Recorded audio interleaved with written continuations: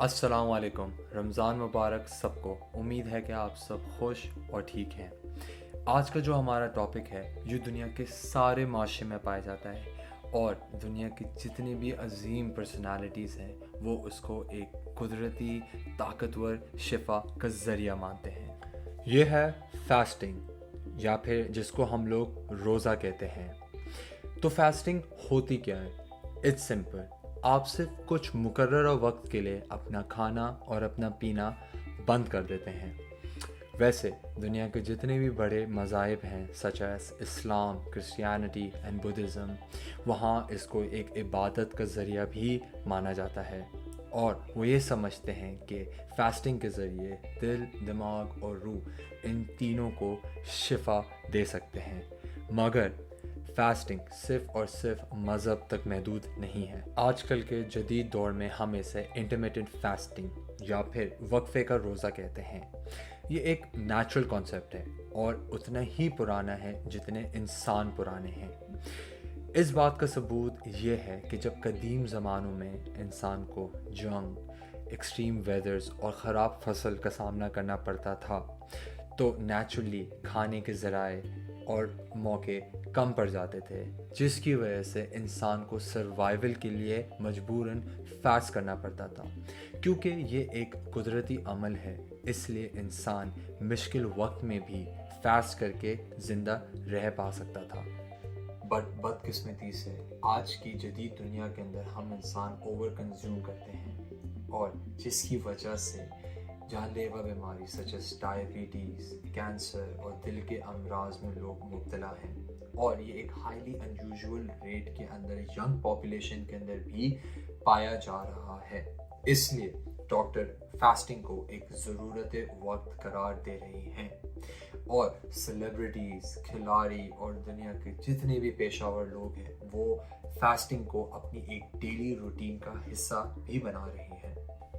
Okay, सो fasting काम कैसे करता है?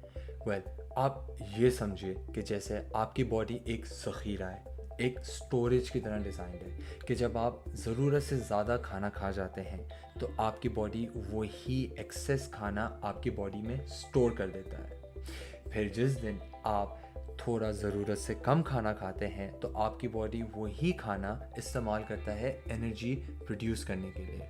नाउ जब आप फास्ट कर रहे होते हैं और आपकी बॉडी के अंदर कुछ जा नहीं रहा होता तो आपकी बॉडी और मैदे दोनों को एक ब्रेक मिल जाता है जिस दौरान वो सारी गंद, टॉक्सिक और जितनी भी जिस्म की आलूदगी होती है वो उसको एक्सपेल कर देता है। एट द सेम टाइम वो ख़राब हुए हुए सेल्स, टिश्यूज़ और दीगर चीज़ों को भी रिपेयर कर रहा होता है। फास्टिंग के बहुत सारे फ़ायदे हैं।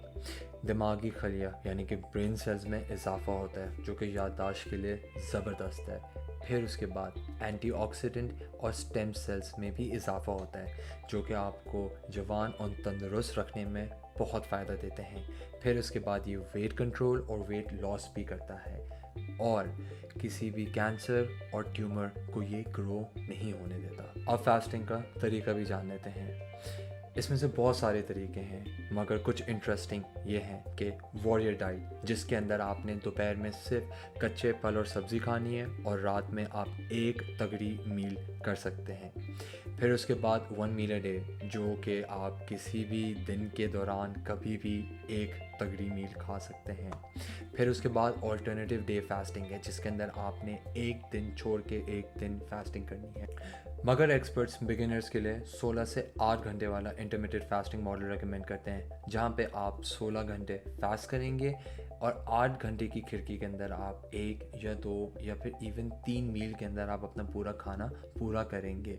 सुनने में ये टफ लगता है एंड लोग इस पे भी गिव अप कर जाते हैं। इसलिए एक्सपर्ट्स ये रेकमेंड करते हैं कि आप 16 से 8 घंटे वाले मॉडल को 12 से 12 घंटे वाले मॉडल में तब्दील कर दें जहाँ पे आप 12 घंटे फास्ट करेंगे और 12 घंटे के अंदर खाना पीना करेंगे ताकि आपकी स्लोली आदत बने और आप आहिस्ता आहिस्ता 16 से 8 घंटे वाले मॉडल के अंदर आ जाएं। बट प्लीज़ हमेशा कोई नई चीज़ ट्राई करने से पहले सच एस इंटरमिटेंट फास्टिंग आपने हमेशा अपनी सेहत और सलाहियत को मद्देनज़र ज़रूर देखना है बिकॉज़ जहाँ पे इंटरमिटेंट फास्टिंग के बहुत सारे फ़ायदे हैं वहाँ पे इसके थोड़े बहुत नुकसान भी हैं। सच एज ड्राउजीनेस यानी कि चक्कर आना, सीने में और मैदे में जलन का एहसास होना और बेहद कमज़ोरी का सामना करना। मगर इंटरमिटेंट फास्टिंग एक ऐसी चीज़ है जिसको पूरी दुनिया मानती है और एक्सपर्ट्स इंकरेज करते हैं, एंड ये एक ऐसी चीज़ है जो ज़रूर हम अपनी बेहतरी के लिए एक दफ़ा तो आजमा ही सकते हैं। उम्मीद है कि आपको आज की वीडियो पसंद आई होगी, एंड अगर आपको इस वीडियो की इन्फॉर्मेशन से अपनी ज़िंदगी में 1% का भी फ़ायदा हो तो ये मेरे लिए बहुत खुशी की बात होगी, क्योंकि आपकी कामयाबी में मेरी कामयाबी है। तो please like, subscribe and share करना ना भूलें, एंड कमेंट सेक्शन में अपना फीडबैक ज़रूर दें। Take care everybody.